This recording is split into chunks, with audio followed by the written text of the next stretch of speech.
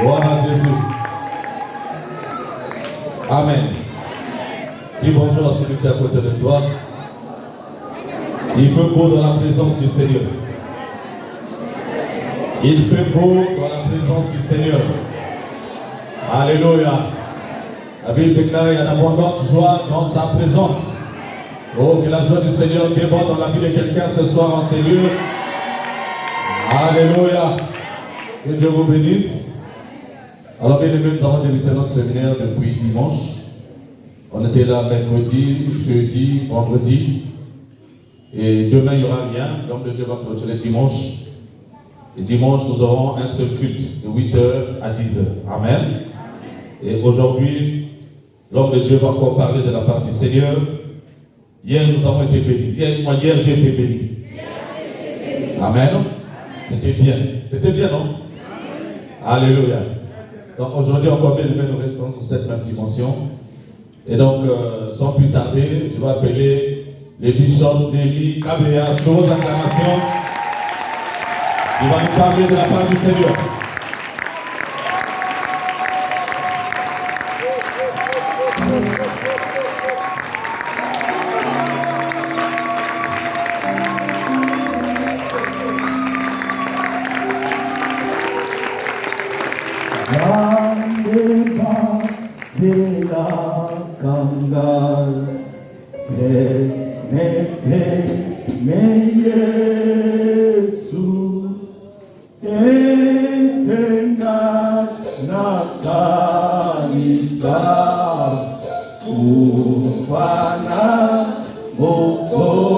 Mets-toi debout.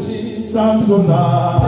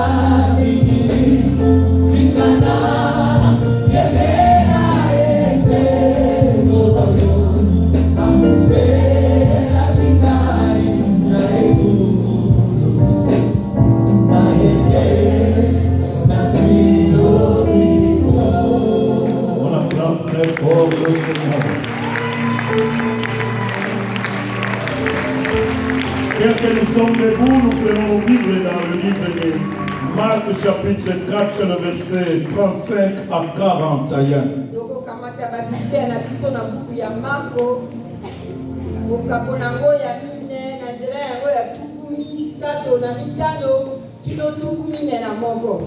Marc chapitre 4.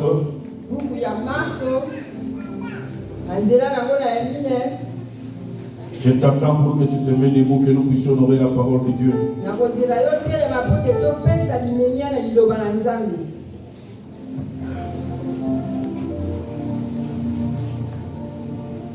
Ce même jour, sur le soir, Jésus leur dit, passons à l'autre bord. Après avoir envoyé la foule, ils les menèrent dans la barque où il se trouvait. Il y avait aussi d'autres barques avec lui. Il s'éleva un grand tourbillon et le flot s'est jeté dans la barque, au point qu'elle se remplissait déjà. Et lui, il dormait à la poupe sur le coussin. Ils le réveillèrent et dirent, Maître, ne t'inquiètes-tu pas de ce que nous périsserons? S'étant réveillé, il menaça le vent et dit à la mer, silence, tais-toi. Et le vent cessa. Il y eut un grand calme. Puis il leur dit, pourquoi avez-vous ainsi peur? Comment n'ayez-vous point de foi? Ils furent saisis d'une grande frayeur et ils se dirent les uns aux autres, quel est donc celui-ci à qui obéissent même le vent et la mer? Parole du Seigneur. Veuillez vous asseoir.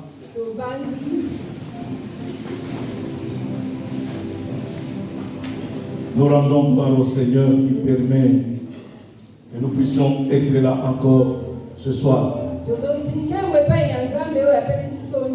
Nous disons merci à l'homme de Dieu, l'évêque Léandre, pour cette marque de confiance. Merci à maman ainsi qu'à tout le staff, tout le collège des pasteurs, anciens diacres et diaconesses qui travaillent avec lui, qui ont accepté que nous puissions venir vous apporter la parole de Dieu. Et ce soir, nous voulons encore continuer sur la même lancée auquel nous étions en train de passer. Passons à une nouvelle étape. Passons à une autre étape. Nous sommes en train de vouloir passer à l'étape suivante. L'étape où nous sommes appelés à aller nous reposer.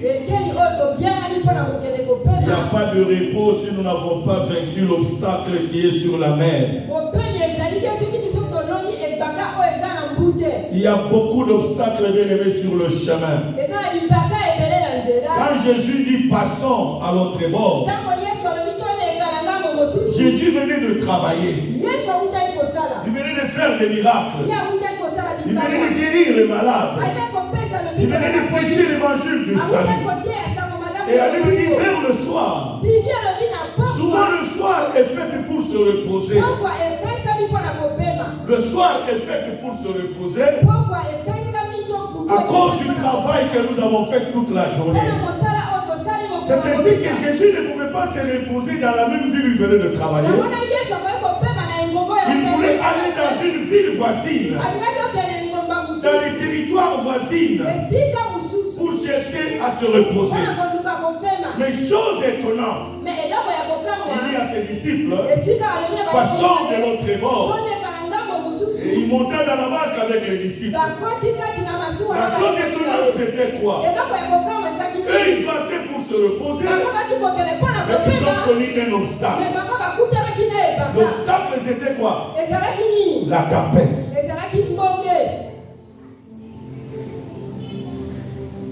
Dites Amen plus fort. Et là, je peux ouvrir encore une autre parenthèse et la fermer la plus vite. Bien aimé, sur la marche de ton miracle, il y a toujours des obstacles. Il y a des gens qui ont abandonné le chemin faisant par manque d'ignorance. Oh, ces obstacles, laisse-moi vous le dire, bien aimé, ne viennent pas souvent nous nous faire du mal. Mais c'est pour nous faire escalader le niveau. Pour nous amener à un niveau supérieur. Parce que la gloire que Dieu nous réserve, sans le combat, ça ce n'est pas la gloire. Même Jésus, pour qu'il soit établi dans le royaume de Dieu, Dieu lui a donné le nom qui était au-dessus de moi. Et Dieu l'a mis à sa droite. Pour que Jésus arrive à monter à la droite de Père, il fallait qu'il passe par la croix. Il fallait que Jésus passe par la croix. C'est ainsi que dans sa prière dans Matthieu 26, Jésus dit, Père, que cette coupe s'éloigne de moi. Toutefois, non pas ce que moi je veux, mais ce que toi, Père, tu veux. Or, la volonté de Dieu était quoi? Il fallait qu'il passe par la mort pour que toi et moi nous ayons la vie éternelle. Sans la mort de Jésus-Christ, le diable serait encore plus puissant sur nous.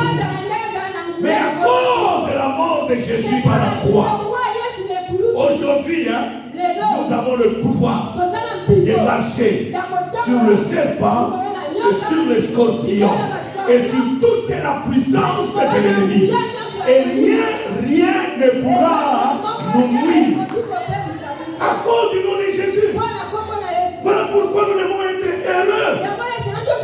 Nous devons être heureux. Parce que le nom de Jésus nous rend puissants.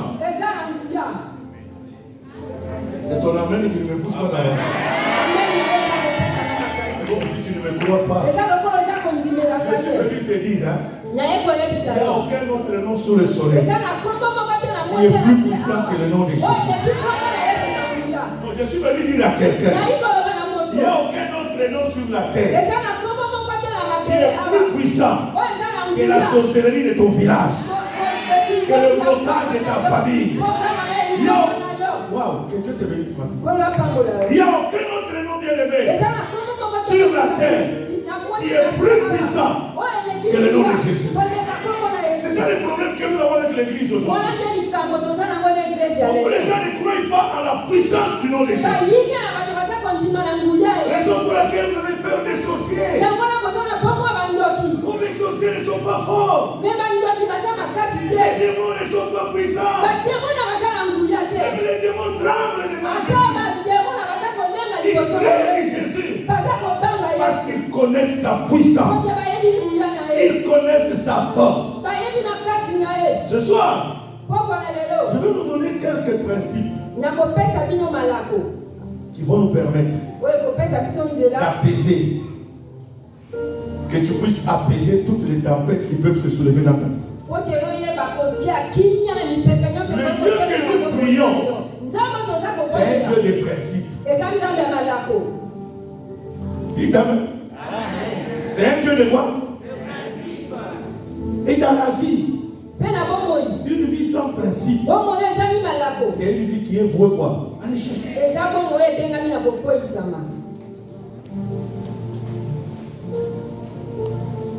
Tu dois avoir des principes. Et le Dieu que nous prions. Prenons nos Bibles dans Matthieu chapitre 8. Chapitre 8, versets 28 à 34. Matthieu 8.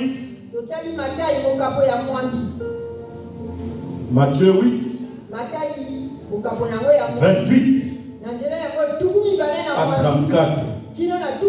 Et là-bas, je vais nous donner 5 points capitaux.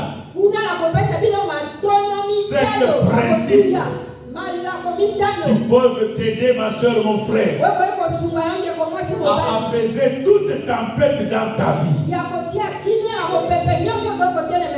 La tempête se représente deux fois par les difficultés que nous avons dans nos vies. Dites Amen. La tempête. Ici, la tempête sur la mer s'est présentée comme un obstacle devant les disciples. Et les disciples, eux, ils croyaient qu'ils connaissaient la mer plus que Jésus. Alléluia. C'est comme ça qu'ils ont dit à Jésus, comme tu viens de travailler, tu es fatigué, repose-toi. Oh, la Bible dit que Dieu ne dort ni ne sommeille. Mais comment il pouvait pousser Jésus à se reposer? Et la Bible dit que quand Jésus est monté dans la barque, Jésus a commencé à dormir. Et les commentateurs de la Bible disent que pas seulement dormir, il ronflait même. Mais chose grave, quand la tempête s'est soulevée, or, chez nous les Bantous, il y a un adage qui dit, quand l'eau est en dessous des genoux, fais quoi? Traverse. N'est-ce pas vrai, non? Quand l'eau est encore quoi? En dessous de quoi? Quand la rivière est en dessous de quoi? Profite de quoi? N'attends pas quand ça sera quoi? Mais quand ça va arriver au niveau des coups, tu ne sais pas nager. Tu risques de quoi? Comment la Bible dit? Comment Jésus pouvait dormir dans une barque où les flots d'eau continuaient à fouler? La tempête était si forte et ils ont attendu jusqu'à ce que la barque commence à voir, à se remplir. Réfléchissons vous et moi. Pour que la barque arrive à se remplir, toutes les flots là qui rentraient dans la barque, Jésus dormait, c'est vrai. Est-ce que quelqu'un m'entend ce soir? Les flots là qui remplissaient la barque, est-ce que Jésus était véritablement là? Donc aucune goutte d'eau n'a touché Jésus. Hein? Je ne sais pas si vous me comprenez ce soir. Les vagues qui se soulevaient là, qui remplissaient quoi? Aucune goutte n'a touché lui. Pour le réveiller, il fallait que les disciples viennent le réveiller. Pour qu'il mette le réveil comme périsson. Bien-aimé, n'attends pas que la barque remplisse. Voilà pourquoi dès le premier jour j'ai parlé de l'orgueil. Il t'amène plus fort. J'ai parlé de l'orgueil de Pierre ainsi que les autres disciples. Il voulait montrer à Jésus qu'eux ils connaissaient la vérité. Dans la vie de ce monde, Dieu n'agira jamais dans ta vie aussi longtemps que tu es orgueilleux, tu comptes sur ta force. Jusqu'au jour où tu vas t'humilier pour dire, Seigneur, j'ai échoué. Aide-moi. Voilà pourquoi la prière est là. C'est comme ça que j'ai dit hier. Celui qui ne prie pas est un rebelle. Celui qui ne prie pas, il dit à Dieu, repose-toi. Je suis capable moi-même de trouver solution avec toi. Mais celui qui prie, il dit à Dieu, Seigneur, dans cette affaire, je suis incapable de me sauver. Il n'y a que toi qui as le pouvoir de me sauver. Viens à mon secours. Viens à mon secours. Matthieu chapitre 8. Lorsqu'il fit à l'autre bord, dans le pays des Gadaréens, deux démoniaques sortant du sépulcre vinrent au devant de lui. Ils étaient si furieux que personne n'osait passer par là. Et voici, ils s'écrièrent, qu'y a-t-il entre nous et toi, fils de Dieu? Et tu es venu ici pour nous tourmenter avant le temps. Il y avait loin d'eux, un grand troupeau de pourceaux qui paissaient. Et les démons priaient Jésus, disant, si tu nous chasses, envoie-nous dans ces troupeaux de pourceaux. Il leur dit, allez. Ils sortirent et entrèrent dans les pourceaux, et voici, tout le troupeau se précipita des pentes escarpées dans la mer, et ils périrent dans les eaux. Ceux qui les faisaient paître s'enfuirent et allèrent dans la ville, raconter tout ce qui s'était passé et ce qui était arrivé aux démoniaques. Alors toute la ville sortit à la rencontre de Jésus, et dès qu'il le vit, ils le supplièrent de quitter leur territoire. Parole du Seigneur.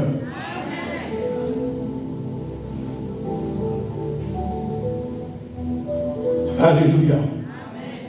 Je disais que ce soir, je vais nous donner à peu près 5 principes qui peuvent permettre à quelqu'un d'apaiser la tempête. Écoutez, quand Jésus a dit aux disciples, ici le texte que nous prenons en Matthieu, c'est le texte qui vient après la traversée de la mer. Lui partait pour se reposer. Mais arrivé dans le territoire, une autre tempête le poursuivit. Voilà pourquoi je dis, la tempête représente tout problème qui peut surgir dans la vie de l'homme. La tempête représente le célibat. La tempête représente la maladie. La tempête représente le blocage. La tempête représente le chômage. La tempête représente toute situation qui se trouve dans la vie de l'homme. Quand Jésus est arrivé dans le territoire des Gadaréniens, il est arrivé à Gadara. Là, il y avait une autre tempête. Et la tempête qui était là, c'était quoi? Il y avait 2 personnes qui étaient pleines de démons. Et ces personnes-là menaçaient toute la ville. Les gens de la ville n'avaient pas la paix. Les gens de la ville n'avaient pas de joie.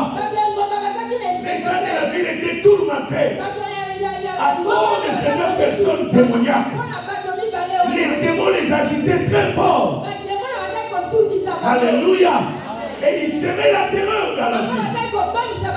Mais écoutez bien aimé, quand Jésus entre dans la ville, je venais de le dire ici, bien aimé, ce qui te bloque, c'est parce que ton Dieu est petit. Regarde le démoniaque. Même les démons qui les habitaient, ils comprenaient la puissance du nom de Jésus. Mais toi, chrétien, pour qui Jésus est mort, tu ne comprends pas la grandeur de la puissance de Dieu. C'est ça le problème. Premier principe, si tu veux apaiser toutes les tempêtes qui est dans ta vie, il faut avoir la foi.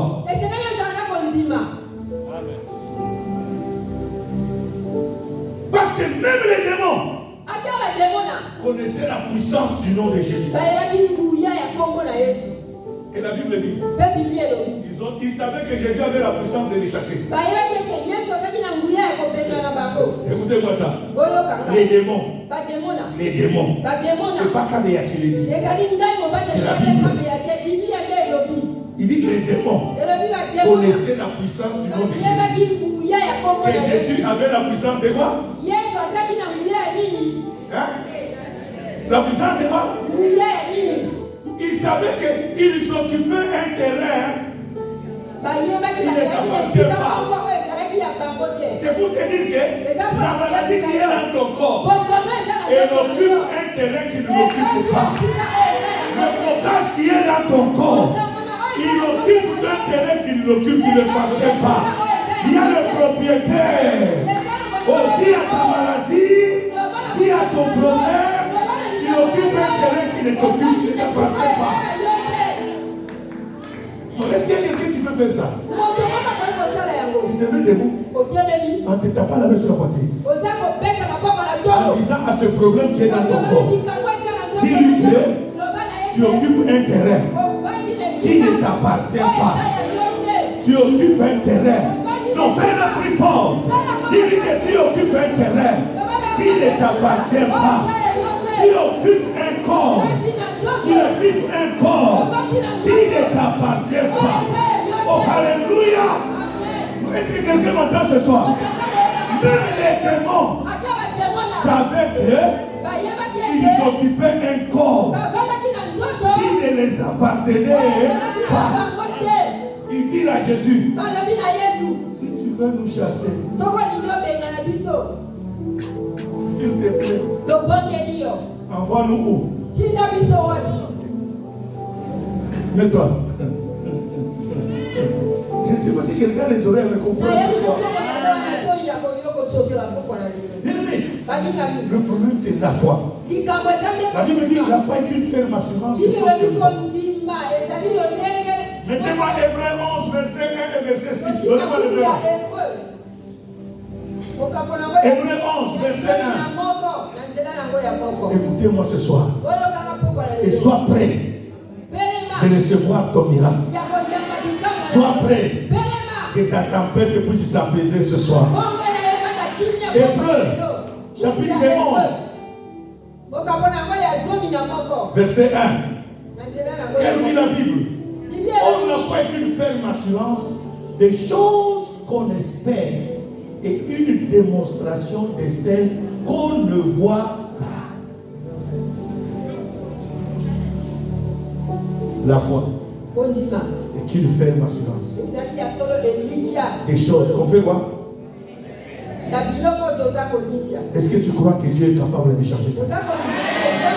Est-ce que tu espères que Dieu ce soir peut changer ta vie? Et tu me fais rassurer. Tu es rassuré que ce soir.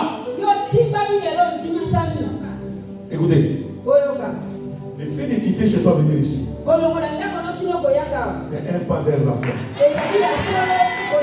Deuxième point. Là où deux ou trois sont réunis, Jésus là. Écoutez, ici là, il y a un Dieu. Ici là, en ce temple ici, Dieu est là. La troisième des choses, tu dois croire que la maladie qui est dans toi là, avant que nous terminions la réunion, elle va partir. Quand tu as cette foi, tu n'as même pas besoin qu'on te pose.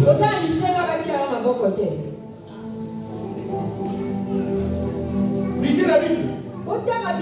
Les démoniaques là, qui les a imposé les mains? Qui les a imposé la main? Personne. Mais eux-mêmes ont compris qu'ils habitaient un terrain d'autrui. C'est pour cela que je t'ai dit. Dis à ta maladie. Tu occupes le terrain d'autrui. C'est pour cela que j'ai toujours dit aux femmes mariées. Encore le mariage ici. Seigneur aide-moi. J'ai toujours dit aux femmes mariées. Une femme mariée responsable ne fait jamais de bruit aux maîtresses de son mari.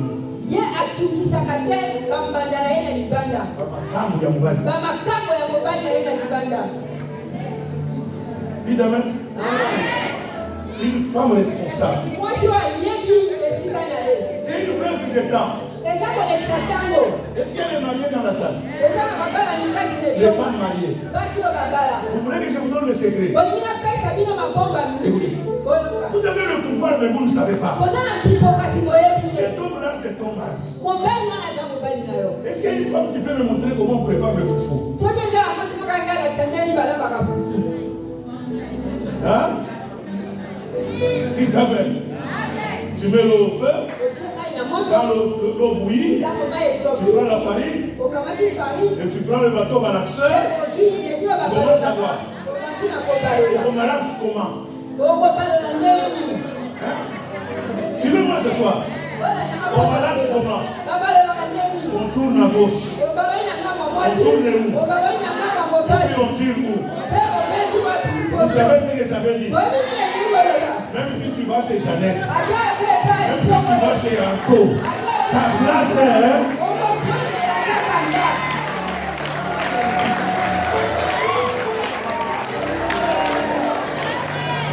Il t'amène le plus fort.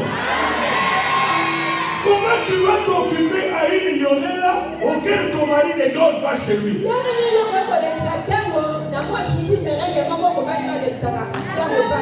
quand il est là-bas, il se précipite. Je dois partir chez moi.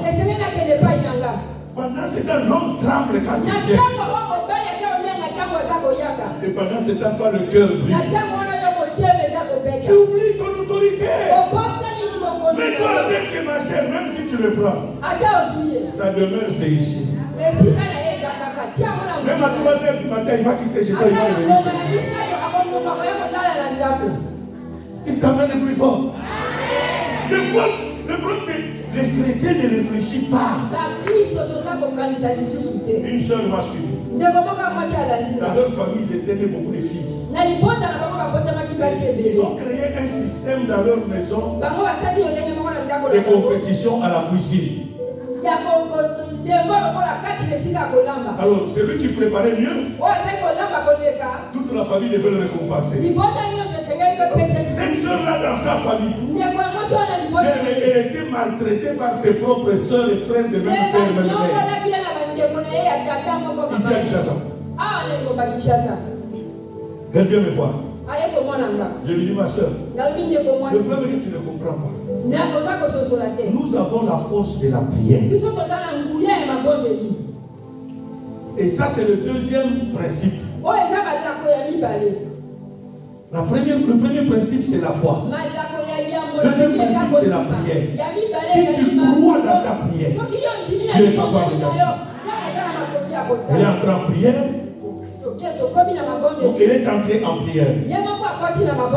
Le jour qu'elle sort de la prière, Dieu crée un incident à la maison. Ça veut dire que toutes ses soeurs sont sorties.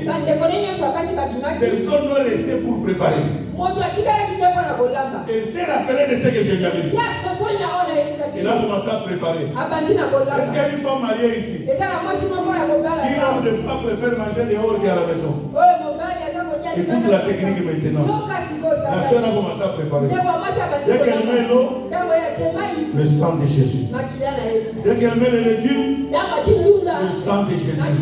Dès qu'elle met les épices, le sang de Jésus.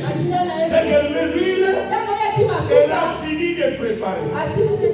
Vous savez ce que Dieu a fait ce jour? Elle a cru à sa prière. Quand la femme, tout le monde est revenu à la maison. Tout le monde avait tellement faim.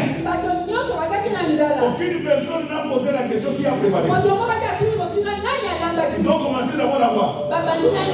Et pendant qu'ils mangeaient, ils donnaient des éloges à celui qui a préparé. Non, c'est celui qui a préparé aujourd'hui.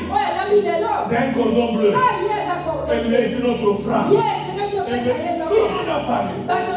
Oh, c'est sa prière qui a fait que Dieu les a poussés à manger sans poser quoi la question. À la fin, donc on va poser la question. Et c'est toi? Non, je t'ai pas là. Et c'est toi? On a posé la question à tout le monde sauf à elle. À la fin, il dit non, c'est un ange qui est descendu. Elle a pris le courage de dire. Donc pour me poser pas moi la question. Je vous informe que c'est un ange qui est descendu quoi? Qui est venu préparer pour vous. Qui a préparé? Dites amen le plus fort.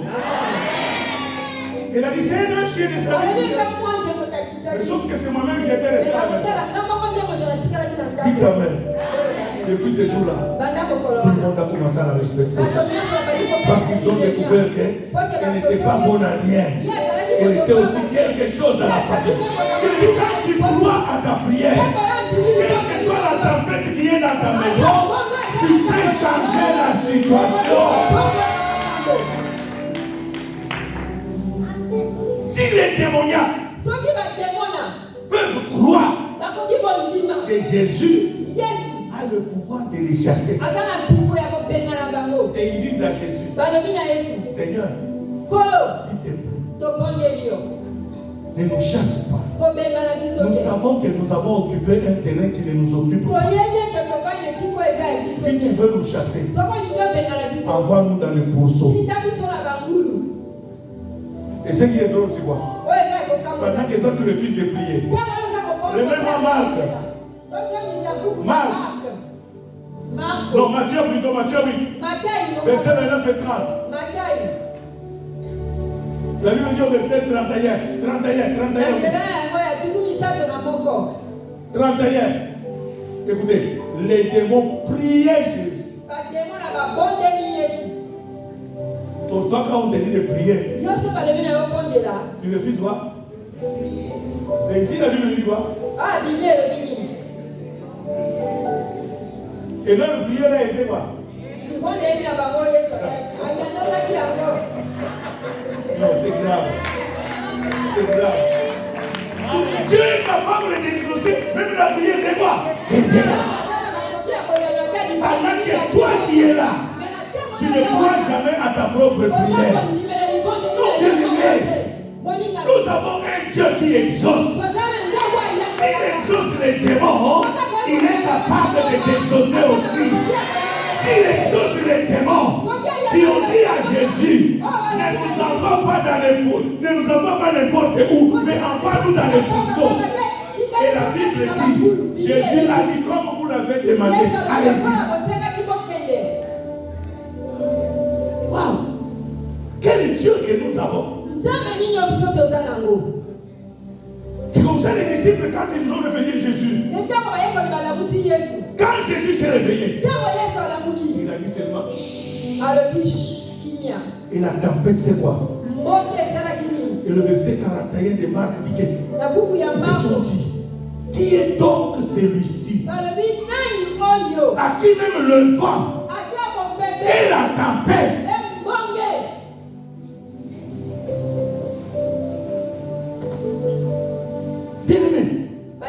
ce qui te manque, c'est la foi. Et le manque de prière. Regarde. La Bible est précise. Hein? Matthieu 8, 31. Ça doit te révolter.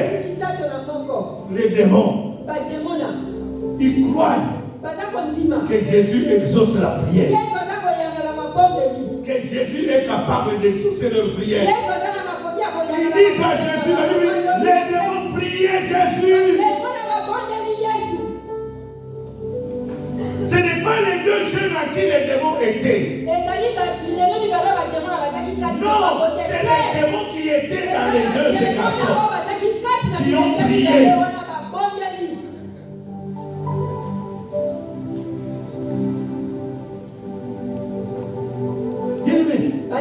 Si tu ne pries pas, aucune tempête de ta vie. Si tu ne crois pas, aucune tempête de ta vie partira. Aucune. Troisième principe.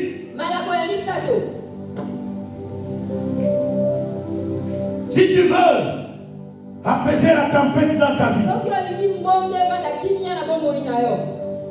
apprends à louer le Seigneur et à l'adorer. La louange et l'adoration, c'est l'une des armes que Dieu nous a données pour vaincre les ennemis.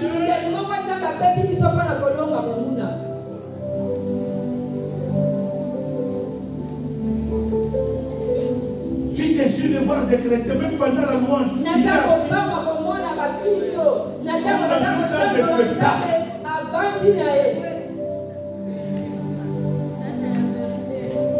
excusez-moi le terme. Qui partait en boîte comme moi?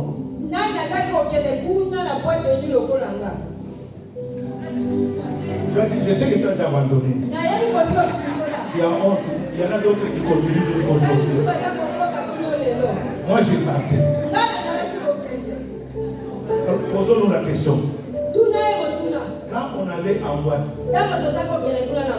qui te disait de danser?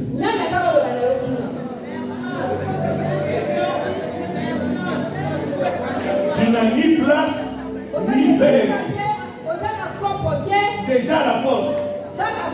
Tu commences à voir. Oh, la danse là et la musique, c'est pour t'amener en enfer. Ici, là, c'est pour te donner la vie. Mais pour danser pour Dieu, pour louer Dieu, il faut passer pour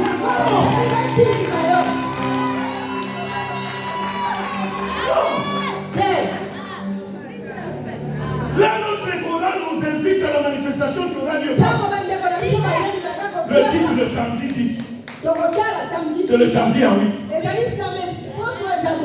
Quand c'était Kofi, tu allais déjà acheter le billet. Quand c'est la chorale, là tu n'as pas d'argent. Là, c'est 2000 seulement.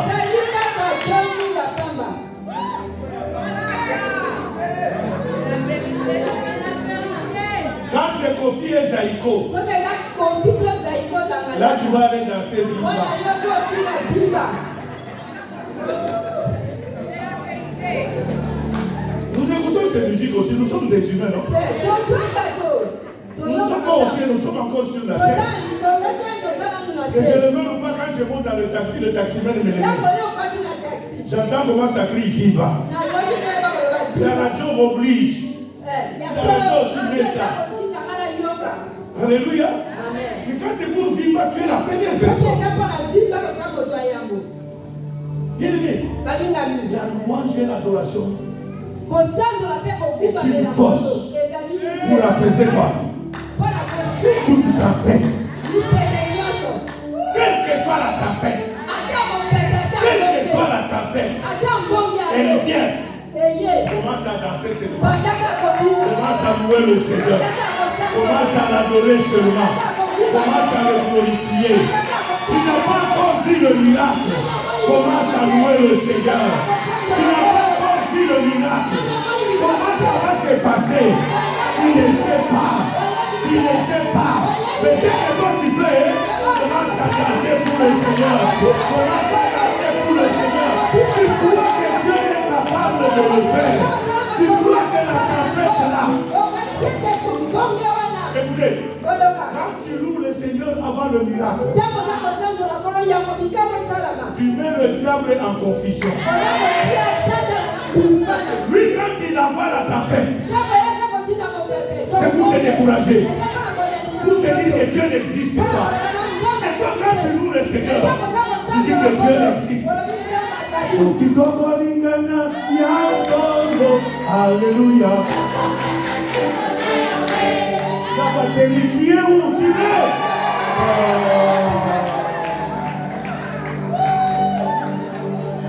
Où est le bassiste? Le bassiste, moi j'aime la guitare basse. Dites Amen. Dis-le. Quand tu loues Dieu,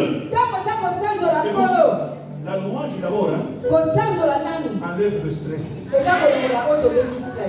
enlève l'inquiétude, te met en confiance, te pousse à croire que Dieu est capable de quelque chose.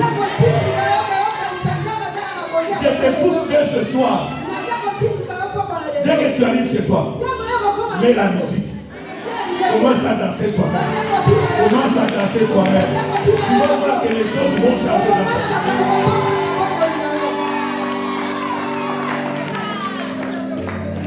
Moi, quand ça ne marche pas dans ma maison, moi-même je mets la musique.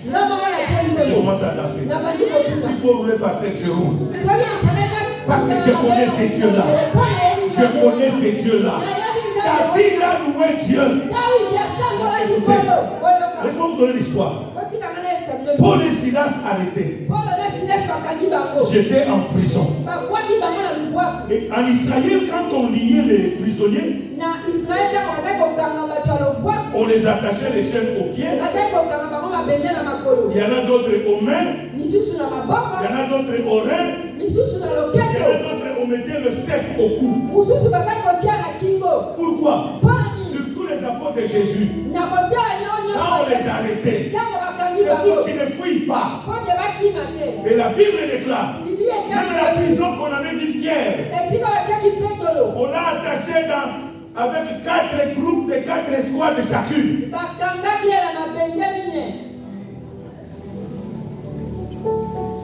Cela veut dire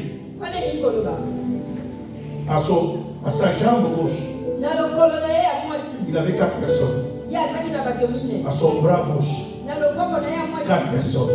Cela veut dire qu'on l'attache ici, on attache avec la personne à côté. 2 personnes, 3 personnes, courez. 3 personnes, 3.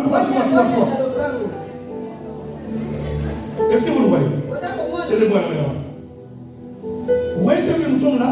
Venez avec moi ici. C'est comme ça que Pierre était attaché en prison. Il a une chaîne au pied qui attache la maman, qui attache la soeur, qui attache le frère, qui attache le frère. Là, c'est la jambe gauche. Au bras gauche aussi.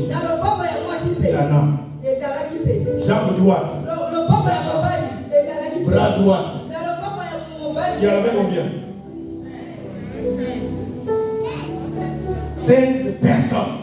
Pourquoi on avait attaché ainsi? Parce qu'on connaissait la puissance de leur Dieu. Mais pas seulement comme ça. La Bible dit, Pierre était dans la prison intérieure. Il y avait 3 portes qui devaient escalader. Et à chaque porte, il y avait les geôliers. À chaque porte, il y avait des geôliers.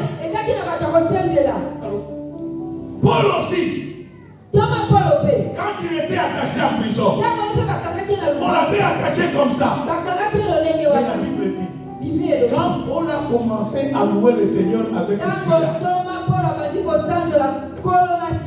Paul a dit, ça va attacher les mains, ça va attacher les pieds. Vous n'avez pas attaché quoi? Vous avez attaché quoi? Vous avez attaché quoi? Mais vous n'avez pas attaché quoi? Et la Bible dit, Paul et Silas ont commencé à voir. Mais quand ils ont commencé à louer le Seigneur, le Dieu de la louange est descendu ce jour-là. Il a envoyé son ange. Et son ange, écoutez, l'ange a commencé par couper la chaîne qui était à la porte. Le cadenas qui était là est tombé. Et les portes sont quoi? Et la Bible dit, pas même pas Paul lui-même et Silas. Même tous les prisonniers qui étaient là, les chaînes qui étaient sur eux sont tombées. On a dit, on ne sort pas. On va les prouver que notre Dieu est roi. Le Saint-Esprit est allé réveiller le gardien. Le geôlier. Le geôlier se réveille. Il regarde la porte. Il dit, là c'est ma mort. Parce que la loi dit ceci. Toi qui fais fuir les prisonniers, tu seras rendu prisonnier au nombre d'années que les prisonniers devaient faire où? En prison. C'est comme ça que le geôlier a compté le nombre de prisonniers qui étaient là.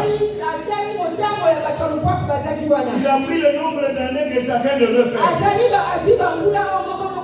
Il s'est rendu que même à sa mort, il sera où? C'est comme ça qu'il s'est dit, laisse-moi aller voir me tuer. Et le Saint-Esprit a dit à Paul, regarde ce monsieur-là. Il est allé faire quoi? Paul a crié, ne te fais pas du mal. Nous sommes là. Alléluia. Et la Bible dit, quand il est entré avec une lampe torche, C'était nos lampes lucioles. ezalaki otopeli bamwinda ya luciole. Elle est en train de vérifier. azalaki kotala Paul est là. Silas est là. D'autres prisonniers sont là. À la fin, il est tombé au pied de Paul. Que dois-je faire pour être sauvé? Paul dit, crois au Seigneur Jésus, tu seras sauvé.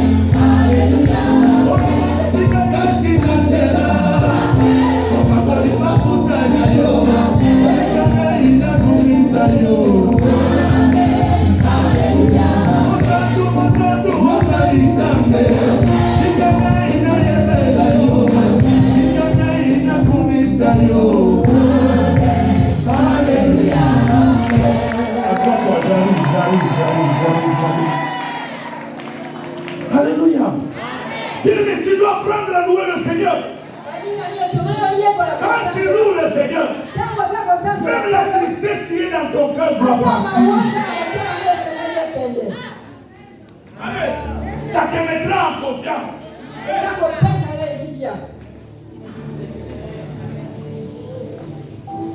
Quatrième des principes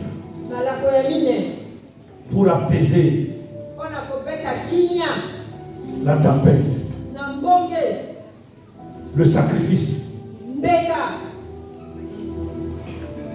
Dites Amen. Savoir offrir à Dieu. Il y a des tempêtes que tu peux apaiser par la foi,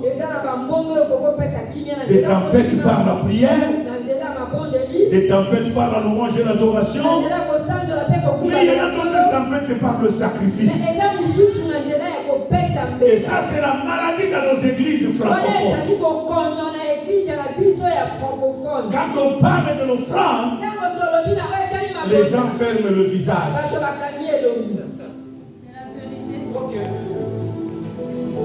Or, le Dieu que nous prions, c'est le Dieu des sacrifices. Lisez la Bible de l'Ancien Testament. L'offrande fait descendre Dieu. Le sacrifice pousse Dieu à être en ta faveur. Raison pour laquelle Dieu a instauré dans la vie de ses enfants. Israël ne pouvait jamais aller en guerre. Israël ne pouvait jamais aller en guerre sans offrande. Et c'était même interdit d'aller consulter un homme de Dieu main vide. Saül a perdu les brebis de son père. Il a cherché partout, il n'a pas trouvé. Découragé, il veut revenir.